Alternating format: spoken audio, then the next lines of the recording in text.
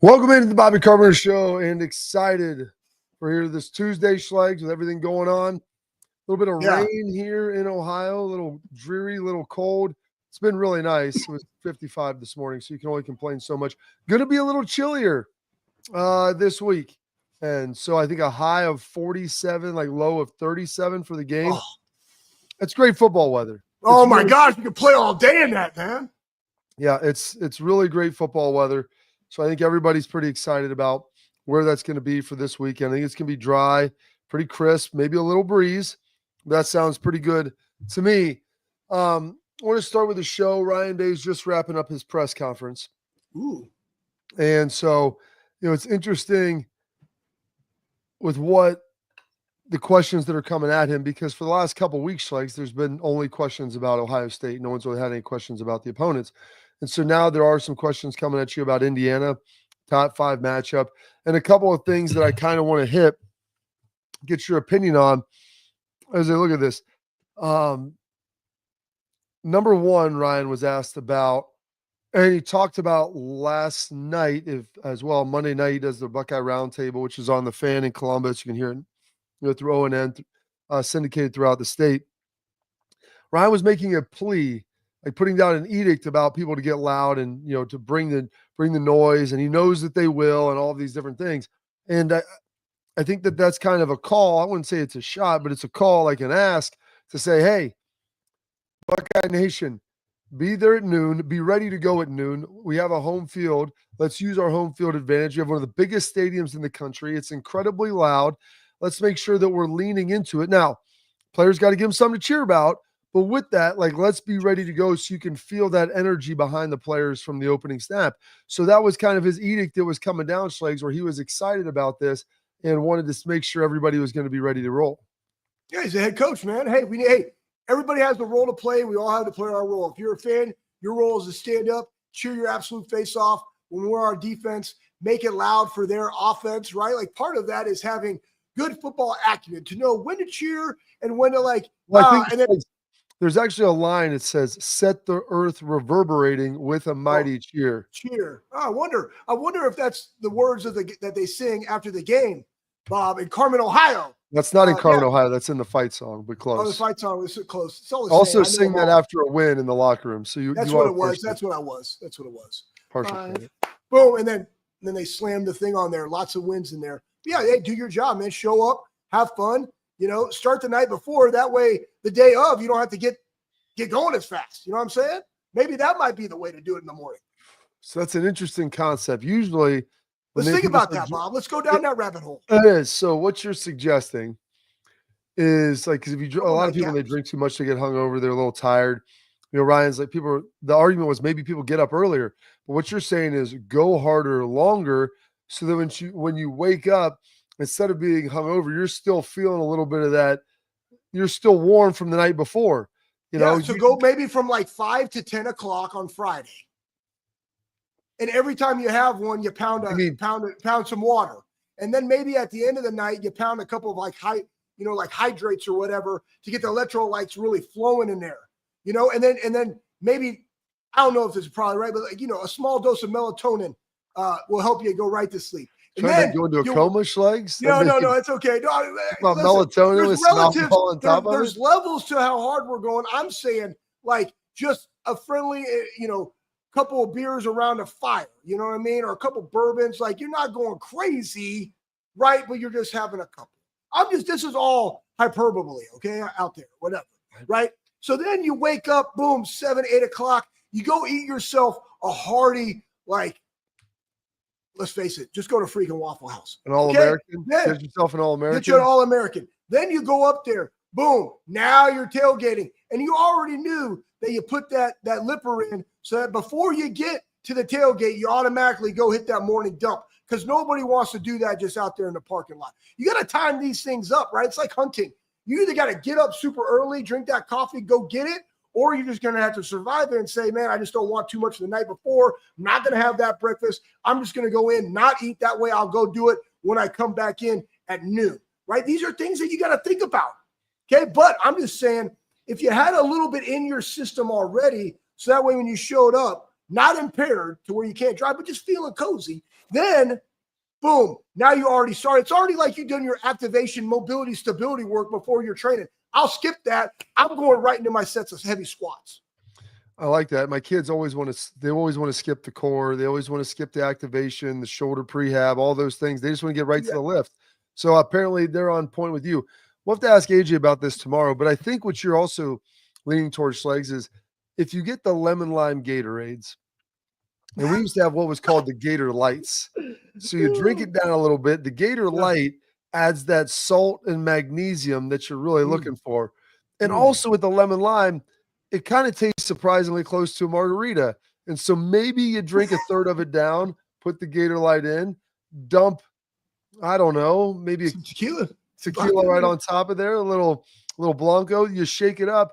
Now you can do that with a liquid IV, whatever it is. But the Gator Light was super easy. I think then you're hydrating, you're giving your body the nutrients that it needs to prevent cramping, and also taking it to that next level. Because the lack of magnesium, I'm gonna be honest, like I usually have a couple liquid IVs on Sunday night to recover from the weekend. I'll get in the steam, maybe I'll get a little run or something in, and then that way I can hit the ground running on Monday. I'm not a big Sunday fun day guy. And even when I do that, but I still like to have those liquid IVs. I didn't do that this week. Sunday night, I woke up, I had this calf cramp. I'm gonna be real with you. It still hurts. Like I've been running on it and everything. It doesn't bother me to run, but like to stretch it out, it feels like I got straight up just boom, knuckled right in the back of that donkey kicked right in there. Yeah, it does not feel good. So you don't want to cramp out there, folks. There's a lot of walking on a game day, and make sure that you're juiced up and ready to go. Yeah, okay. I don't know what else you wanted me to say, Bob. Okay, you said it all. There's something else, crowd. And then also with that, he was asked about this. Starting fast. So Ryan usually defers, and he always talks about the middle eight, wanting to win that middle eight, the last 4 minutes of the second quarter, first 4 minutes of the first. And if you look, Ohio State has been pretty good. You look at what they did against Northwestern, scored on their final drive. Northwestern had like 45 seconds. They didn't score. Come back out, score before half. Basically double them up. And as you know from Office Space, Schlegs, getting doubled up on is a pretty darn good thing. Sometimes it costs $1 million. Ryan's able to give it to you for the price of a ticket, or maybe just your time at home. But he was asked about taking the football instead if you had a team to know you can go down there and get it going. And his response I thought was great. He goes, well, we've thought about it. We consider it depending on the weather and everything else. We look into it. But also, it's like it works out great if you get a 3 and out and you go get a score. It's like, yeah, if we get the ball and you promise me we're going to go down and score, that's awesome. But if not, then all of a sudden you gave up the ball at half and you didn't get that score at the beginning. So you want to be able to start fast. Maybe offense helps a little bit. I look back at the Nebraska game. They forced the 3 and out. They shanked the punt. You had the ball like the 34-yard line, and you went for it on fourth and didn't get it. So it all comes down to execution and being ready to go early in the game. I always like to start with defense because I think the defense can get a little more hyped. You can get the crowd behind the defense easier, and to get those guys to pump the crowd, Schlegs, really get that thing going, work the crowd, especially on third down at home. So hopefully I'm a big proponent of kicking and getting your defense out there and then start with the offense at half. I agree with that, Bob, because, one, you're going to see what they're doing first. It's a lot. I always like going out there first, and I think it automatically engages the crowd. To your point, win the crowd, win your freedom, keep them juicy in the game. With the way that our defense has been playing, you can say slow start or whatever, but our defense is playing really good. I trust them to go out there and get us the ball back, hopefully in good field position.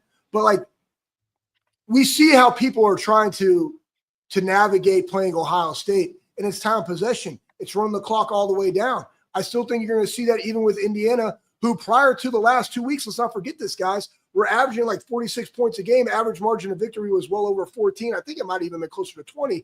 And then they had their lowest versus Michigan State at 31 and their lowest versus Michigan at 20. They're still going to want to keep it close because they know all the weapons and all the things that we can do offensively.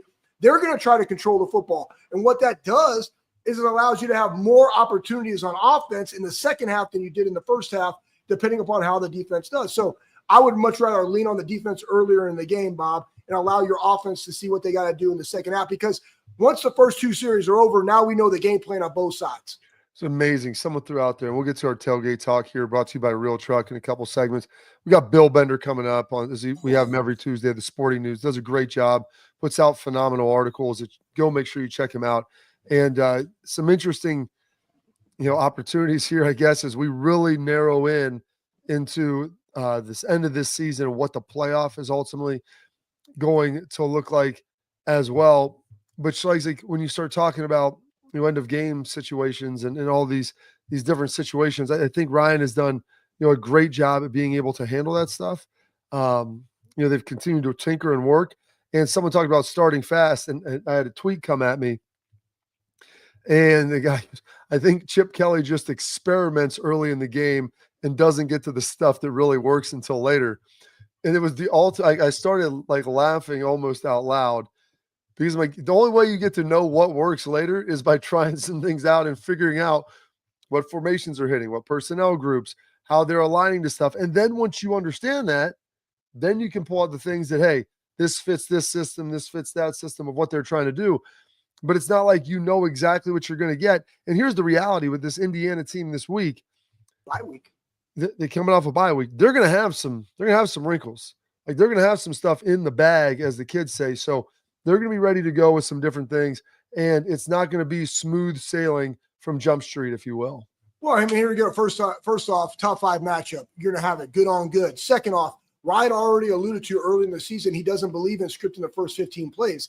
He's like, if that's what I've scripted, then that's what I'm doing, right? And that's what the guys know, as opposed to we're going to go out there and play ball. I think that's why him and Chip, to that guy's point, great observation, right? Because you're going to see what's working, what's not. And we saw that, right? Certain things are hitting. Great. What are my things that come off of that? Well, what comes off of that? Right now, I'm hiding a guy at the point, boom, on a crosser route when I roll out to the right. They did that with Brandon Ennis. They also did it with a tight end and G. Scott. Same scenario, different, like same play, different personnel. Why? The run was working over there, so I kept the personnel the same. I just utilized the tight end as opposed to a wide receiver because the personnel dictated it in that game, right?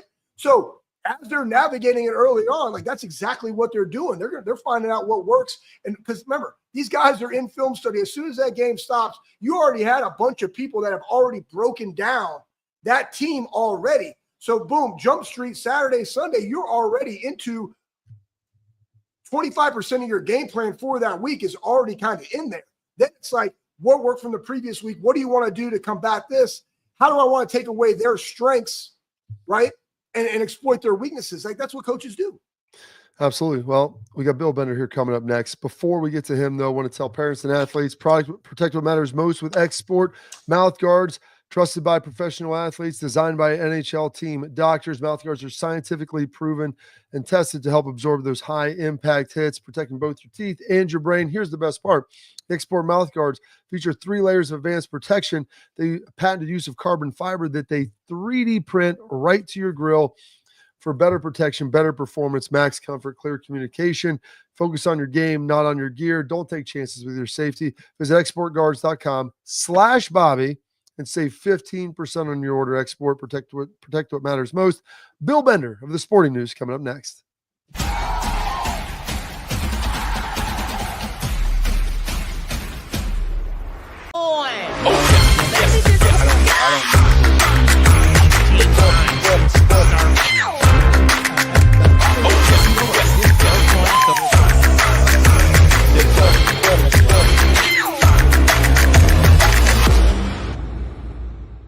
The Big Play Sports Network.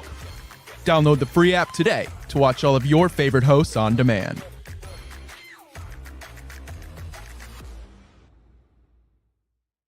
I'm Garage Beer, and this is Bobby Carpenter. Garage Beer. Beer flavored beer. Beef with an F? Okay, my bad. It's crisp and cool, and it doesn't taste like... I'm Bobby Carpenter. I drink in garages because my wife says I don't belong inside. If you like a cold breeze on your bag, drink Garage Beer. It's American, and so can you. Garage Beer. Beer flavored beer.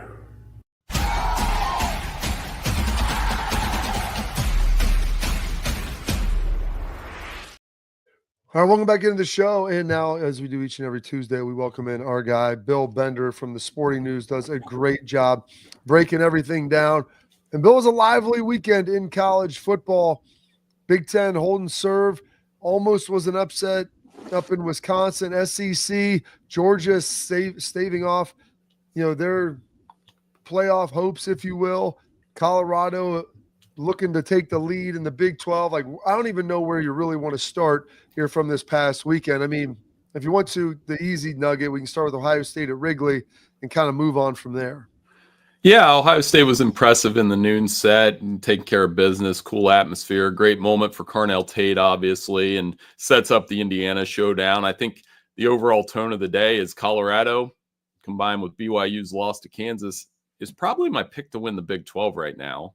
I mean, I think with Shedeur Sanders, the way he's playing, Travis Hunter, their offense is making such a difference, and they can overpower teams with that offense in that conference. And then Georgia kind of untangled the SEC picture by beating Tennessee and reestablishing themselves as a playoff contender in their strength of schedule. And here's the big debate over the next 2 weeks is what's going to happen. Is it 4 Big Ten teams and 4 SEC teams, or 5 SEC teams and 3 Big Ten teams with that Tennessee or Ole Miss or whoever they try to squeeze out?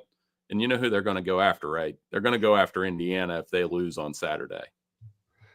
Bumpy, man. I mean, and I get it, right? I mean, Texas is still the same thing, right? They got beat by Georgia at home. Indiana gets beat by Ohio State on the road. Both teams haven't really played anybody. Again, Texas might be in the conference championship. It's not going to hurt them when they're in there. What are you seeing? Like, now you also have Clemson saving off Pittsburgh, and you got Clemson, Miami, and the SMU. Like, that's up for grabs. And now you got Arizona State there too, over there in the Big 12. Like, what are obviously probably one bid conferences, Bill, but who is it going to be out of those 2 conferences? Right. The ACC, I think you're going to get SMU and Miami in the championship game. And as I told you guys last week, get used to the phrase common opponents and common opponents conference winning percentage. I'm actually sketching out the Big Ten version. If you go to Sporting News, you can see we did ACC, SEC. I spent my whole weekend breaking down tiebreakers. So the conclusions I came from that is with the ACC, I think we're still going to get Miami and SMU. SMU has a tricky game at Virginia this weekend on the road. I know Virginia lost to Notre Dame, but they're a team that plays a little bit better at home. But if SMU wins there, I think they get Miami in the ACC championship game, 1 bid league. Who knew that the 2 big games of the weekend, Ohio State, Indiana, obviously 1, BYU, Arizona State 2. The Cougs haven't been out to Tempe since 1997. I'm going to tell you what, Schlegs, Arizona State's playing as well as anybody in that conference right now, too. With Sam Levitt, touchdown passes, Cam Scattaboo. He looks like a Fairfield County running back if I've ever seen one back in the day. I mean, Bobby can back me up on that one. He's a really solid running back, and they're playing well behind those guys. They really are. You mentioned Texas, and Schlegel went there a little bit earlier. What's interesting in the SEC, and I was talking to the guys over at Outkick about this, because they were saying the same thing. And it's like, how many teams does the SEC want in? Like, well, they want 4, they'll take 5. And my point was there's still games to be played. Texas still has Kentucky, and they still have A&M. Could very easily lose each one of those, especially A&M. And I said, if they lose against A&M, Bill, they'll have lost to A&M and got beat up by Georgia at home. Like, who have they really beat? Their next best win would be Vanderbilt. And I go, how is that really much different than Indiana? Because they were talking about everyone's cheering for Ohio State to try to eviscerate Indiana, knock them out. And let's say Ohio State beats Indiana 35-21 or 30-15 even. I'm like, and Texas loses to A&M. Do they have like a better case outside of the fact that they were the burnt orange and they have a lot of famous people than what Indiana would have? Well, it comes down, and I saw a couple things on this as well. Do you believe in brand bias or brand new bias? And I think there's a middle ground here, right? If I'm pitting this argument between Tennessee and Indiana, for example, and Tennessee, I think they have a case because they're the only team out of all those SEC teams that had to play Alabama and Georgia.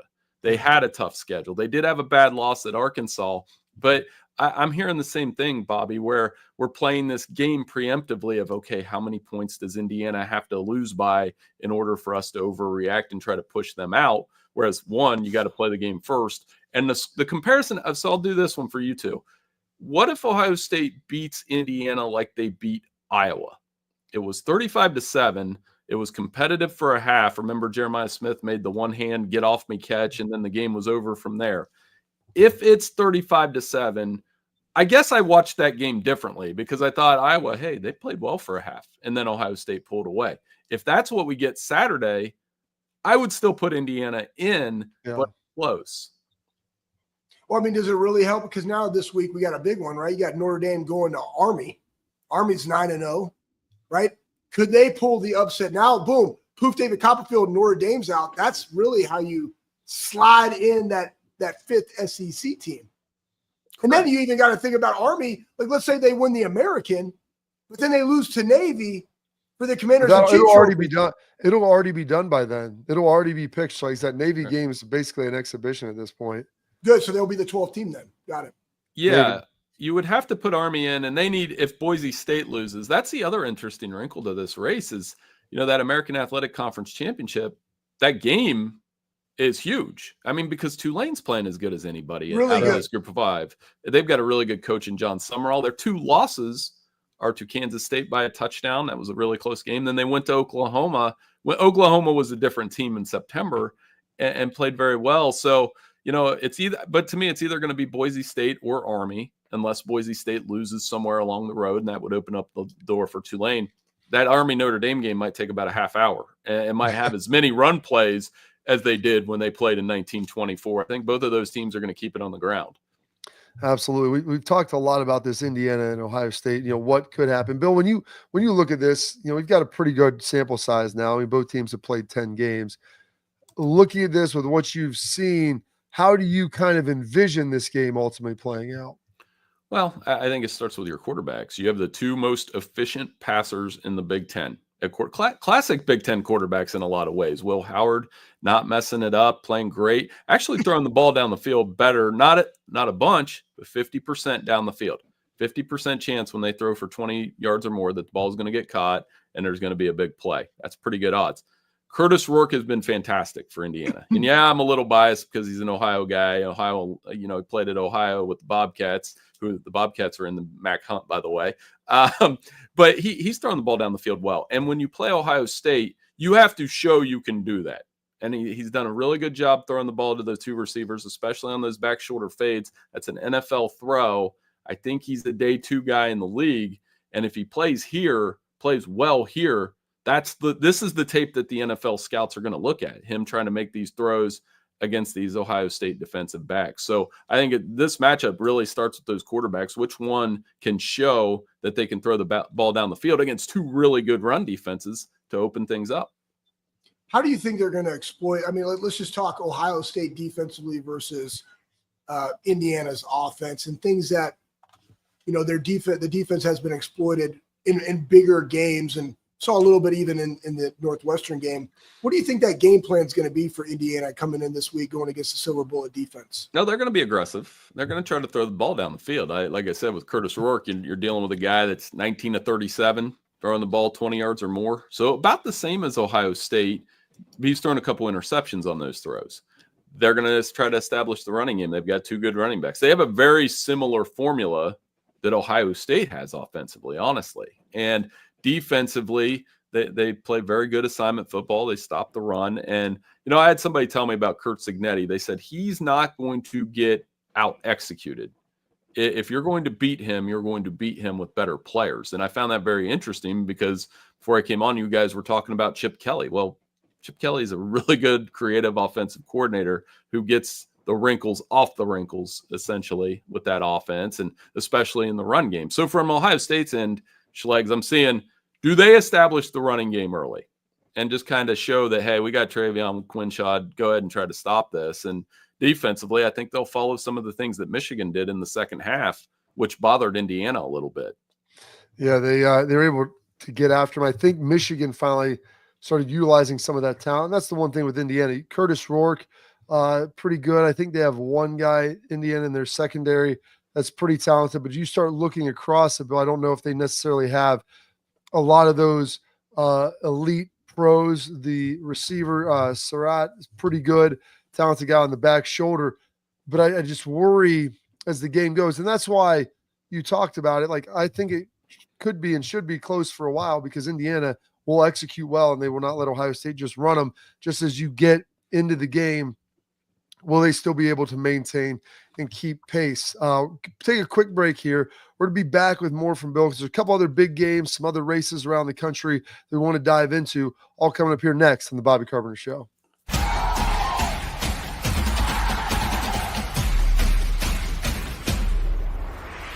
We were called soft last year. You don't want to be soft, especially when you come to the playoffs. So that's going to be a process throughout this season of establishing us as a harder team here in the. I'm Garage Beer, and this is Bobby Carpenter. Garage beer. Beer flavored beer. Beef with an F? Okay, my bad. It's crisp and cool, and it doesn't taste like. I'm Bobby Carpenter. I drink in garages because my wife says I don't belong inside. If you like a cold breeze on your bag, drink Garage Beer. It's American, and so can you. Garage Beer. Beer flavored beer. I don't buy into this nonsense, this conspiracy nonsense that he's got his money and he's dogging it. That's ridiculous.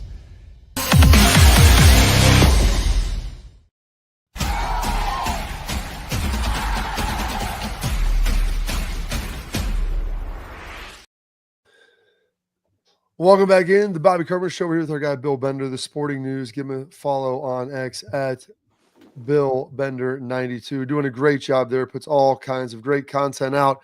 And one of the other big games this week that you look at a team that's underperformed this year, Bill. Kansas is sitting there at 4-6. However, they've won 3 of their last 4, and they've looked good in every one. And you start looking back at a lot of their games, and they've been so close on so many of them. Does Kansas have a chance to pull an upset 2 weeks in a row? They do, and that makes that game interesting. I think, the one thing with Colorado, though, Kansas hasn't won a game when the other team throws for 250 yards or more. I think Shedeur will get 250 in that game. I think he gets to 250 every week. And, for Kansas, they've got to play keep away a little bit. They've got good running backs. They found a way. I don't know if you guys stayed up and watched that BYU game. The way that they won last week was equal parts fluky and impressive. The defense was really good against BYU, limited the big plays, but they get the pooch punt fumble that sets up the game-winning touchdown. And Lance Leopold has them playing like the team that we expected in September. So that does raise the intrigue level. They're playing that game in Arrowhead Stadium, going to have a big-time feel to it, and I think it's going to be a fun game. I still like Colorado to win, but I think it could be close. When you look at this, and you've been going over all the tiebreakers, let's say everybody that's up there at the top, Texas, they went out. Who are they playing in the SEC championship game? Oh, I'm sorry, Schlegs, I'm going to have to steal your hat. I started there. I just looked at your hat, and I'm like, I need. Can I get one of those? Seth right there, man. All the proceeds go to feed the hungry in Columbus, Ohio. Run the damn ball, Seth 513. I'm gonna run to that as soon as I get off here. Sorry for the distraction. Now back to tiebreakers. If the SEC chalk plays out like I think it will, and you have all these 2-loss teams, this assumes Texas beats Texas A&M. You're gonna have Texas, and then you're gonna, like I said, go down to this tiebreaker, which Big Ten fans better get used to as well. It's called the common opponents, and then you take the cumulative record of conference opponents if it gets to tiebreaker number 4.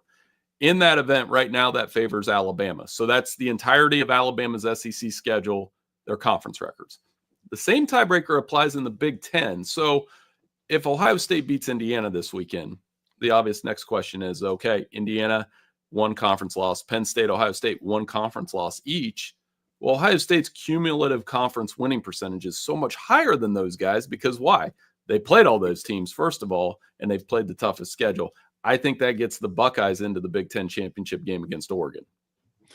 Yeah, that's it's pretty beefy right there, and that should get them in there, and it's going to be fun to watch. Um, we assume all these wins, Bill, and this is the problem. Like with 2 weeks left, everybody's like, "Well, they're going to be, all these SEC teams. There's going to be all this."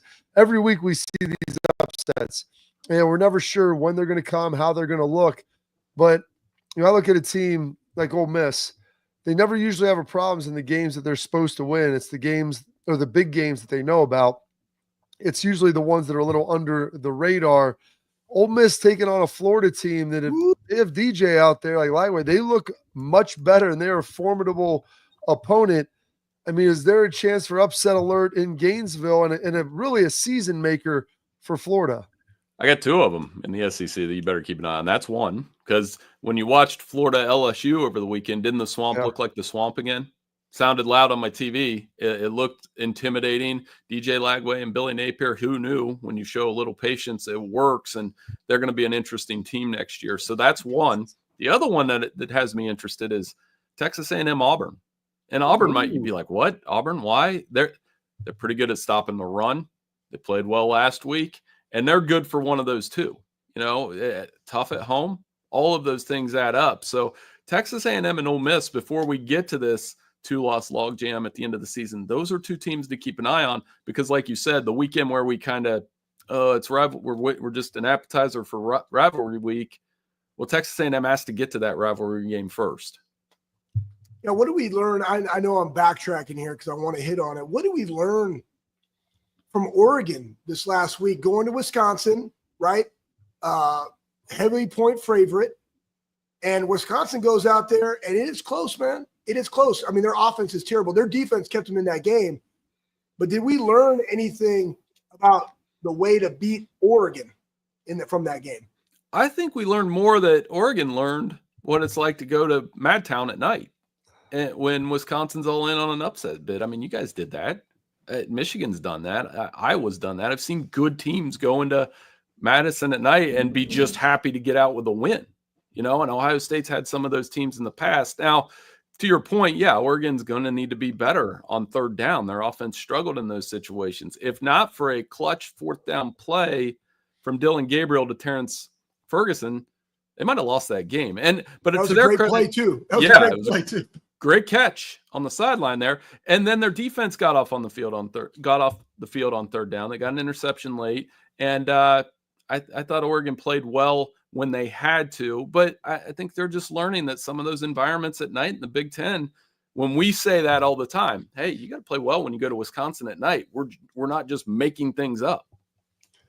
Yeah, it's very interesting that when you put a night environment in a place that's historically used to winning, and they've got a pretty good team, and Fick's doing a good job despite the fact that cut bait with their offensive coordinator, which is a little tough, but they've struggled there. It's really tough to find a way to get a win, and credit to Oregon for pulling it out later. I don't know about the fake field goal there by Dan Lanning. I appreciate his aggressiveness, but almost I think got him. Before we let you go here, Bill, like we're getting close. You're a Heisman voter. We're coming down the stretch here.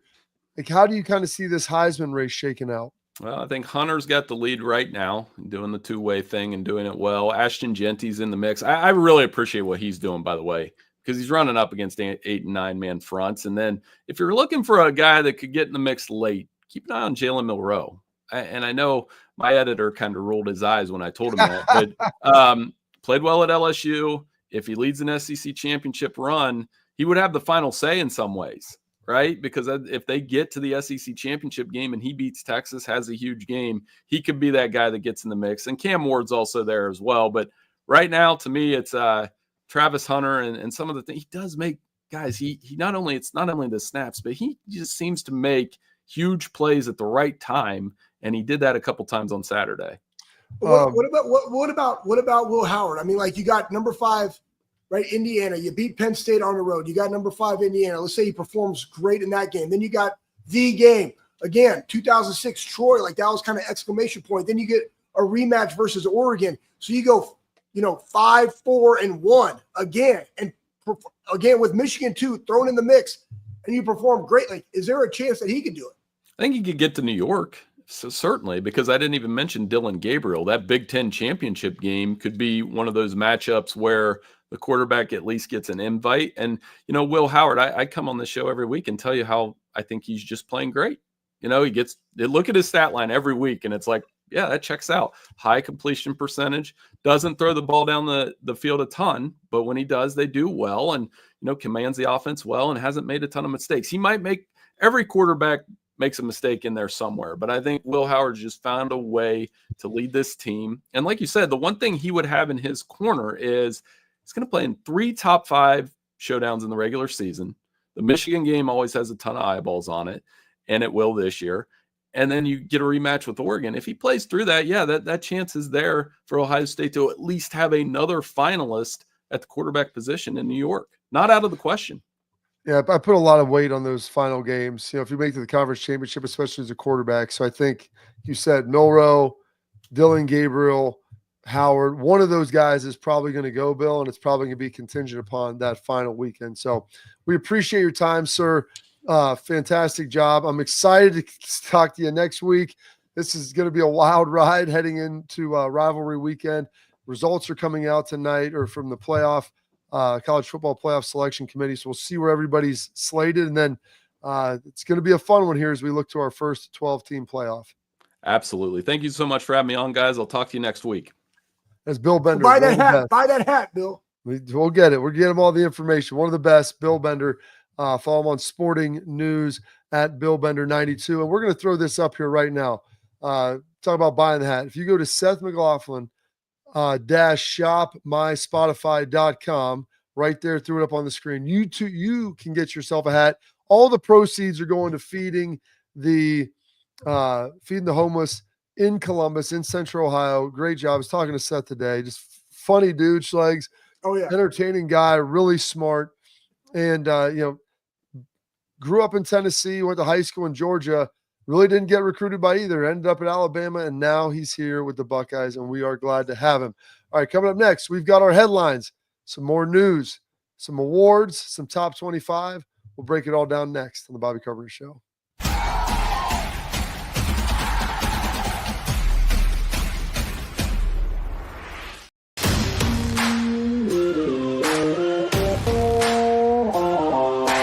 Hey, what's up, everybody? This is Bobby Carpenter. I want to give a huge thank you and a shout out to Affinity Whole Health, the leaders in the testosterone replacement industry.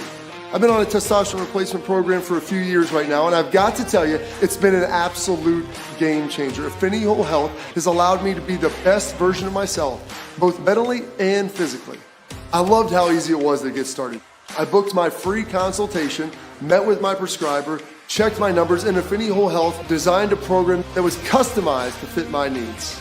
So I'm telling you guys, if you have low energy, you want to get rid of that spare tire around the waist or take it to the next level in the bedroom, Affinity Whole Health is the place to get started. So don't wait any longer. 5 minutes of your time, book your free consultation. You're going to love the way you feel.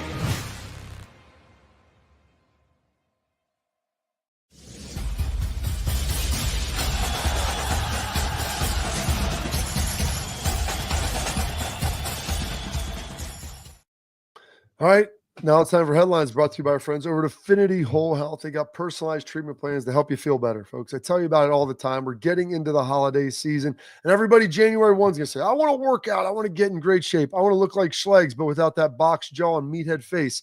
So here's what you want to do. You want to go to affinitywholehealth.com, schedule their free consultation. Go in there, say, hey, whether I'm tired, I don't feel the same energy, I want to lose some weight, I want to gain some muscle.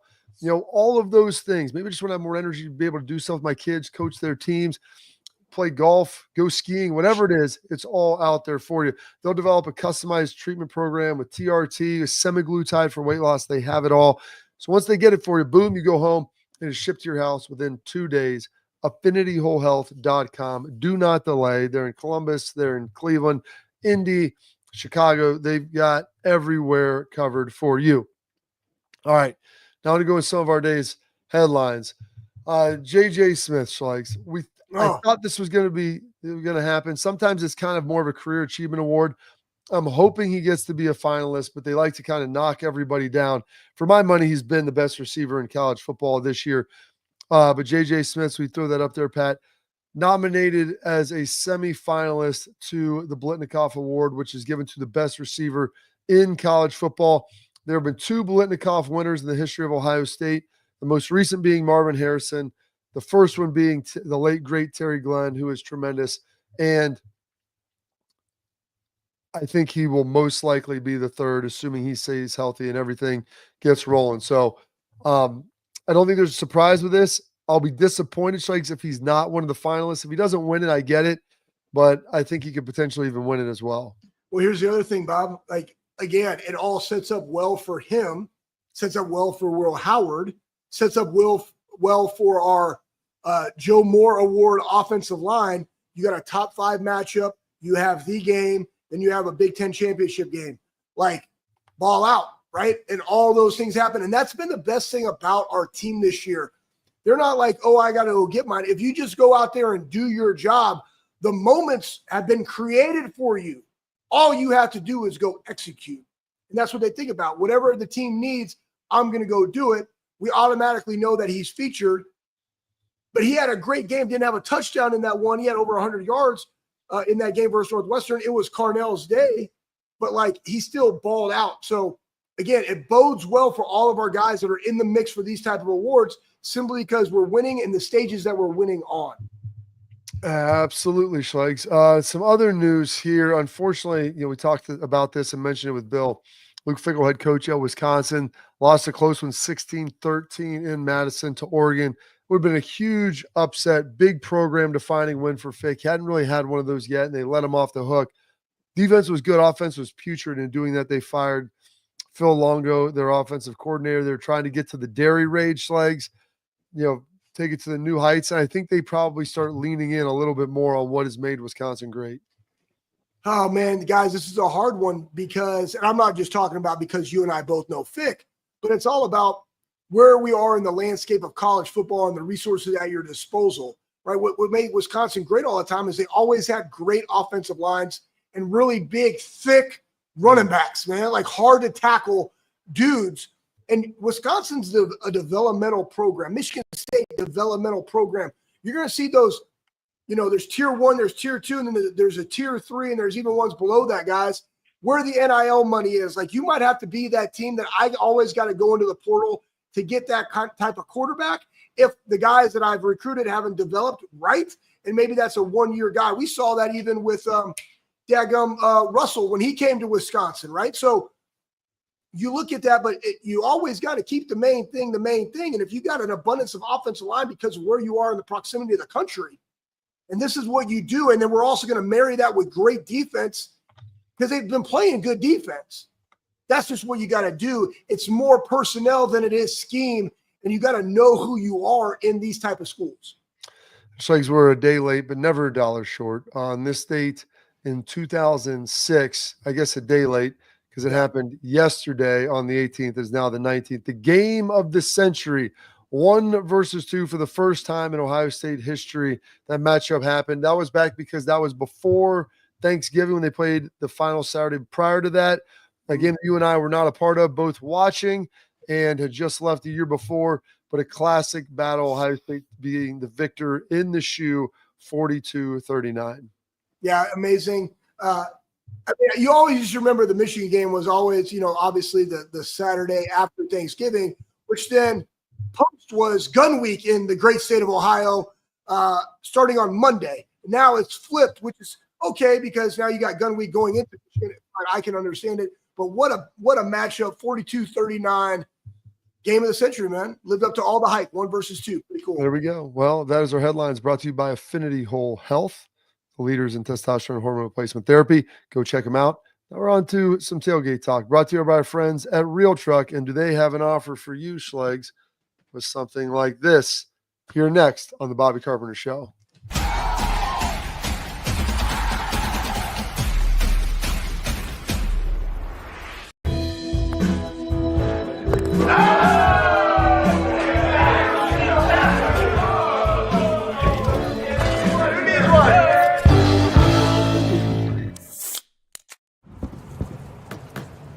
Get the most out of work, life, and all your outdoor adventures with top-selling upgrades for your truck. Guaranteed fit, free shipping, easy install, expert support, and thousands of dealers just a click away. Bring your truck to life. Real Truck. Upgrade today and save between $50 and $400 on select Real Truck products. Visit realtruck.com/specials.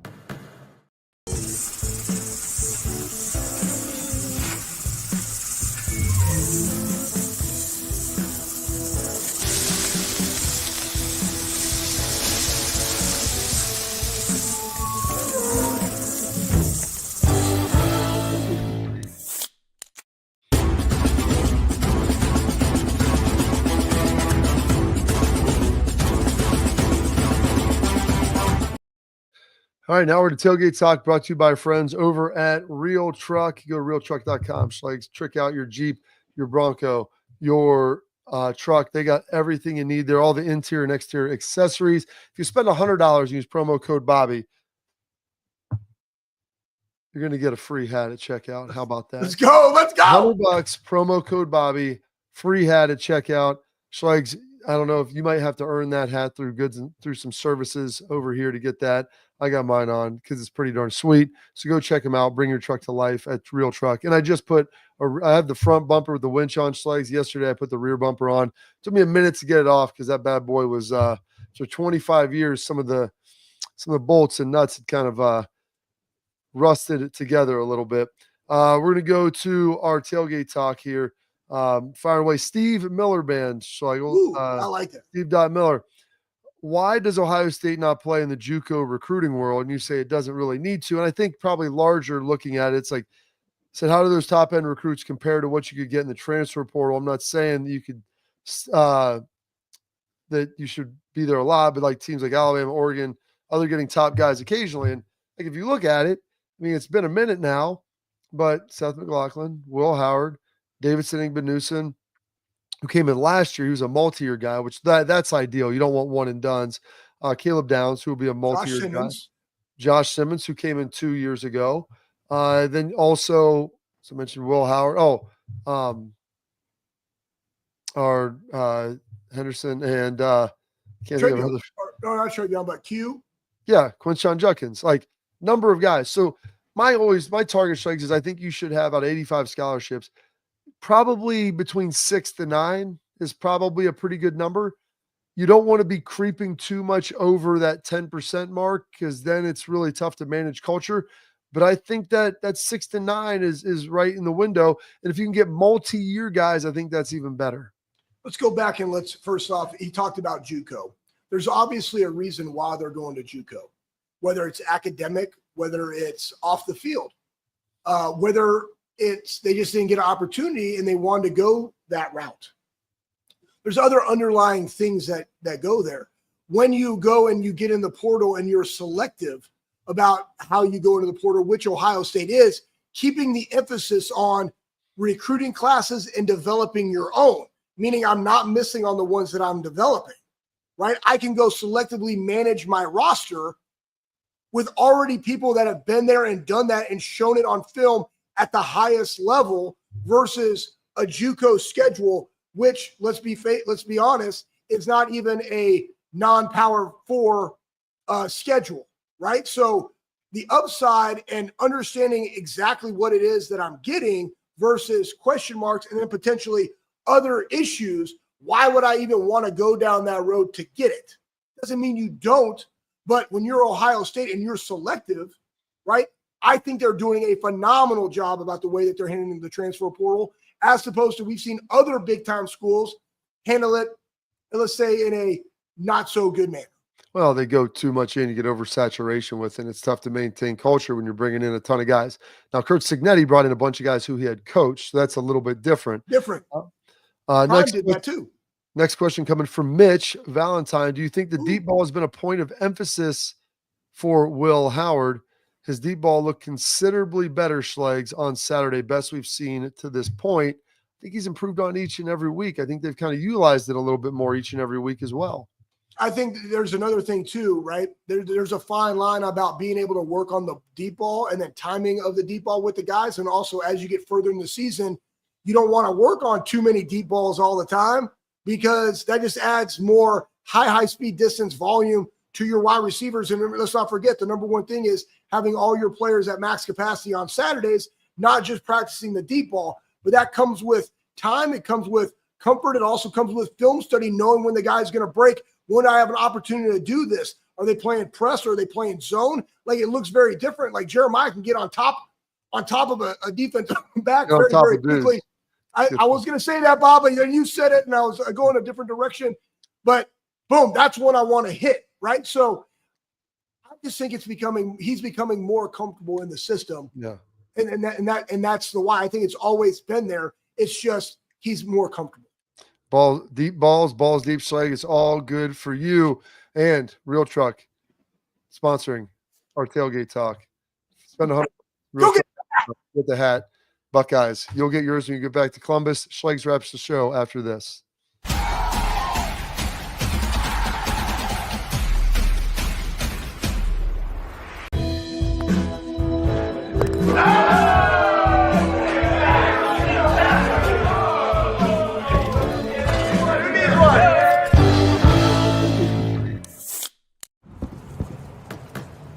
Get the most out of work, life, and all your outdoor adventures with top-selling upgrades for your truck. Guaranteed fit, free shipping, easy install, expert support, and thousands of dealers just a click away. Bring your truck to life. Real Truck.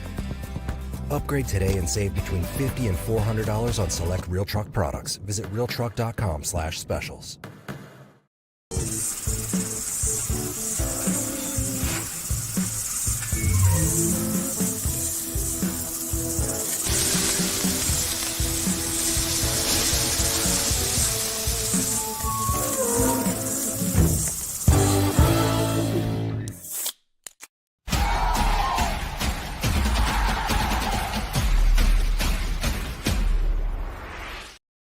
All right, Schlegs, here we go. We're going to wrap the show, assuming there you go, popping on in there for me. You get about 30 seconds to a minute. Give me just your parting thoughts. Yeah, I just told him to pop this up on Cursing Yeti, and I thought this is applicable to a lot of people. A lot of people are out there, entrepreneurs, but he says he played the what if game with my wife and my agent, and all. A lot of people say they play other games, like potentially, maybe at the same time they probably have a pineapple out there in front of their house. But it all pointed to where I am at now. And that's basically the man betting on himself. Now, I appreciate that, right? Like, you go into Indiana, haven't won, didn't have a winning season. I mean, honestly, let's face it right now, guys. Like, Indiana, 30-0-1 versus Ohio State. Like, that's real. That's facts, right? They showed the clip in 1996. Our fans are ripping down the goalpost in Indiana because they're going to the Rose Bowl. Like, that's what Indiana has been. And here we are sitting talking about a top 5 matchup in the shoe with Indiana. I appreciate the fact that the man bet on himself. He speaks it with conviction. His guys are playing very, very well. I'm excited for this matchup on Saturday. Absolutely. Well, that's it for today. Big show again tomorrow. Our guy AJ coming strong. Going to be ready to rock here on the Bobby Carpenter Show.